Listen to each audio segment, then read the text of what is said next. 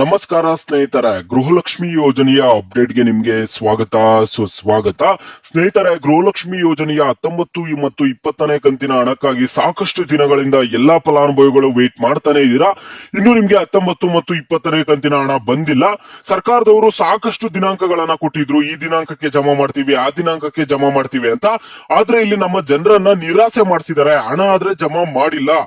ಈಗ ಬಂದಿರುವಂತಹ ನ್ಯೂಸ್ ಏನಂದ್ರೆ, ಸಿಎಂ ಸಿದ್ದರಾಮಯ್ಯ ಅವರು ಮತ್ತು ಸಚಿವರಾದ ಲಕ್ಷ್ಮಿ ಹೆಬ್ಬಾಳ್ಕರ್ ಅವರು 19 ಮತ್ತು 20ನೇ ಕಂತಿನ ಹಣದ ಕುರಿತು ನಿನ್ನೆ ಮಾಧ್ಯಮದವ್ರ ಮುಂದೆ ಮಾತನಾಡಿದ್ದಾರೆ.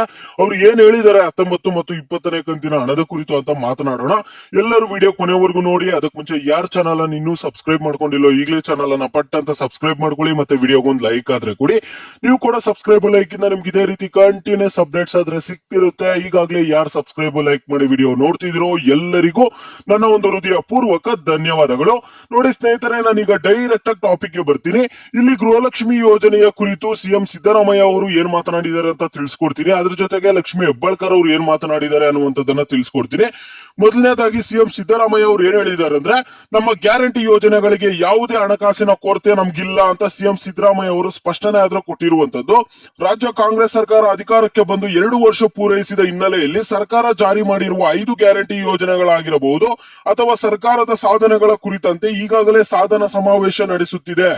ಇದೀಗ ಈ 1 ಗ್ಯಾರಂಟಿ ಯೋಜನೆಗಳಿಗೆ ನಮ್ಮಲ್ಲಿ ಯಾವುದೇ ಹಣದ ಕೊರತೆ ಇಲ್ಲ ಎಂದು ಮುಖ್ಯಮಂತ್ರಿ ಸಿದ್ದರಾಮಯ್ಯ ಅವರು ಸ್ಪಷ್ಟನೆ ಆದ್ರೆ ಕೊಟ್ಟಿರುವಂತದ್ದು. ಮಾಧ್ಯಮ ಪ್ರತಿನಿಧಿಗಳೊಂದಿಗೆ ಮಾತನಾಡಿದ ಅವರು, ನಮ್ಮ ಗ್ಯಾರಂಟಿ ಯೋಜನೆಗಳಿಗೆ ಯಾವುದೇ ಹಣಕಾಸಿನ ಕೊರತೆ ಇಲ್ಲ. ಅಲ್ಲದೆ ಕಳೆದ ಬಾರಿಯ ಬಜೆಟ್ ನಲ್ಲಿ ಗ್ಯಾರಂಟಿ ಯೋಜನೆಗಳಿಗೆ 52,009 ಕೋಟಿ ರು ಅನುದಾನ ಮೀಸಲಿಡಲಾಗಿತ್ತು. ಈ ವರ್ಷ 50,018 ಕೋಟಿ ರು ಮೀಸಲಿಡಲಾಗಿದೆ. ಹೀಗಾಗಿ ಹಣಕಾಸಿನ ತೊಂದರೆ ಇಲ್ಲ ಎಂದು ಸಿಎಂ ಸಿದ್ದರಾಮಯ್ಯ ಅವರು ಇಲ್ಲಿ ಸ್ಪಷ್ಟನೆ ಆದ್ರೆ ಕೊಟ್ಟಿರುವಂತದ್ದು. ರಾಜ್ಯ ಕಾಂಗ್ರೆಸ್ ಸರ್ಕಾರ ಆಡಳಿತಕ್ಕೆ ಬಂದ ಕೂಡಲೇ ಹಂತವಾಗಿ 5 ಗ್ಯಾರಂಟಿ ಯೋಜನೆಗಳನ್ನು ಜಾರಿ ಮಾಡಿದ್ದು. ಅದರಲ್ಲಿ ಮಹಿಳೆಯರಿಗೆ ಎಂದೇ ಗೃಹಲಕ್ಷ್ಮಿ ಯೋಜನೆ ಬಹಳ ಉಪಯುಕ್ತವಾಗಿದೆ. ಈಗಾಗಲೇ ಗೃಹಲಕ್ಷ್ಮಿ ಯೋಜನೆ ಹಣದಿಂದ ಅದೆಷ್ಟೋ ಮಹಿಳೆಯರು ಸಮಾಜಕ್ಕೆ ಮಾದರಿಯಾಗಿರುವ ಉದಾಹರಣೆಗಳು ಕೂಡ ನೋಡಿದ್ದೇವೆ. ಆದರೆ ಕಳೆದ 3 ತಿಂಗಳ ಗೃಹಲಕ್ಷ್ಮಿ ಯೋಜನೆ ಹಣ ಖಾತೆಗೆ ಜಮೆ ಆಗಿಲ್ಲ ಎನ್ನುವುದು ರಾಜ್ಯದ ಯಜಮಾನಿಯರ ಆರೋಪವಾಗಿದೆ. ಈಗಾಗಲೇ ಸಚಿವೆ ಲಕ್ಷ್ಮಿ ಹೆಬ್ಬಾಳ್ಕರ್ ಅವರು ಮೇ ತಿಂಗಳಲ್ಲಿ 3 ತಿಂಗಳ ಗೃಹಲಕ್ಷ್ಮಿ ಯೋಜನೆಯ ಹಣವನ್ನು ಹಂತವಾಗಿ ಯಜಮಾನಿಯರ ಖಾತೆಗಳಿಗೆ ಹಾಕಲಾಗುತ್ತದೆ ಎಂದು ಸ್ಪಷ್ಟನೆ ಆದ್ರೆ ಕೊಟ್ಟಿದ್ರು. ಹಾಗಾಗಿ ಮೇ ಅಂತ್ಯದವರೆಗೂ ರಾಜ್ಯದ ಲಕ್ಷ್ಮಿ ಯೋಜನೆ ಫಲಾನುಭವಿಗಳು ಹಣ ಜಮಾ ಆಗುವವರೆಗೂ ಕಾಯಲೇಬೇಕು ಅಂತ ಅವ್ರು ಹೇಳ್ತಿದ್ದಾರೆ. ಇಲ್ಲಿ ಮಾಧ್ಯಮದವ್ರ ಮುಂದೆ ಮಾತನಾಡ್ಬಿಟ್ಟು ಲಕ್ಷ್ಮಿ ಹೆಬ್ಬಾಳ್ಕರ್ ಅವರು ಕೂಡ ಇದೇ ಹೇಳಿಕೆಗಳನ್ನ ಕೊಡ್ತಿದ್ದಾರೆ. ಈಗ ಬೇರೆ ರಾಜ್ಯದಲ್ಲಿ ಹೋಗಿ ನೋಡ್ಕೊಳ್ಳಿ, ಬಿಜೆಪಿ ಆಡಳಿತದಲ್ಲಿರುವಂತಹ ರಾಜ್ಯಗಳಲ್ಲಿ ನೋಡ್ಕೊಳ್ಳಿ, ಈ ರೀತಿ ಗ್ಯಾರಂಟಿ ಯೋಜನೆಗಳನ್ನ ಹೇಳ್ಬಿಟ್ಟು ಹಣನೇ ಕೊಡ್ತಿಲ್ಲ. ಅವ್ರನ್ನ ಕೇಳಿ, ಈಗ ಹಣ ಬಂದಿಲ್ಲ ಅಂದಿದ ತಕ್ಷಣ ಮೈಕ್ ತಗೊಂಬಂದ್ ನಮ್ಮ ಹತ್ರ ಇಡ್ತೀರಾ ಅಂತ ಮಾಧ್ಯಮದವ್ರ ಮುಂದೆ ಲಕ್ಷ್ಮಿ ಹೆಬ್ಬಾಳ್ಕರ್ ಅವರು ಕೂಡ ಗರಂ ಆಗಿರುವಂತದ್ದು. ಬೇರೆ ರಾಜ್ಯದ ವಿಷಯ ಬೇಕಾಗಿಲ್ಲ ಅಂತ ಈಗ ಜನರು ಹೇಳುವಂತದ್ದು ಏನಂದ್ರೆ, ಬೇರೆ ರಾಜ್ಯದ ವಿಷಯ ನಮ್ಗೆ ಬೇಕಾಗಿಲ್ಲ.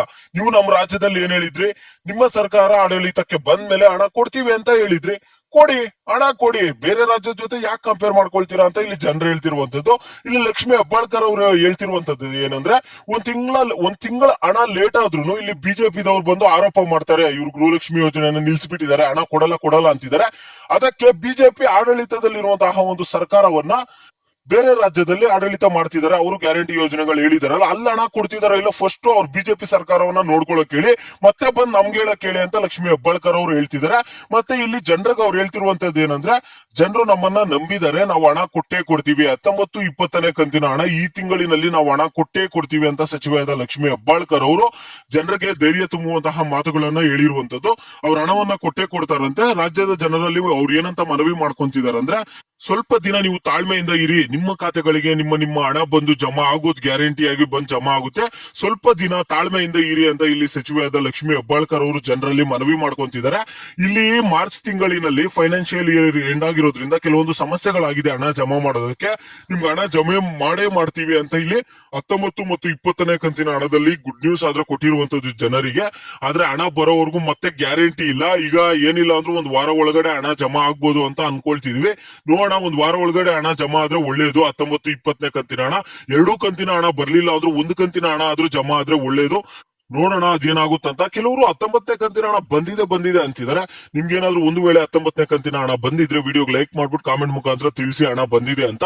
ಹಣ ಬಂದಿಲ್ಲ ಅಂದ್ರೆ ವಿಡಿಯೋಗೆ ಲೈಕ್ ಮಾಡ್ಬಿಟ್ಟು ಕಾಮೆಂಟ್ ಮುಖಾಂತರ ಹಣ ಬಂದಿಲ್ಲ ಅಂತ ಹೇಳಿ.